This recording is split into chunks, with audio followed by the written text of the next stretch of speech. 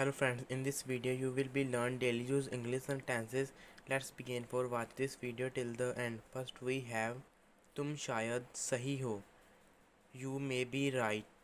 You may be right. कपड़े सुखा दो. Put the clothes to dry. Put the clothes to dry. आलू छील दो. Peel off the potatoes. Peel off the potatoes. बिस्तर लगा दो. Make the bed. Make the bed. ढक्कन खोल दो.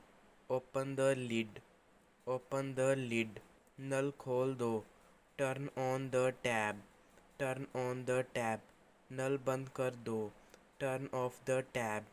Turn off the tap. दिमाग से काम लो. Use your brain. Use your brain. धीमे बोलें. Speak slowly.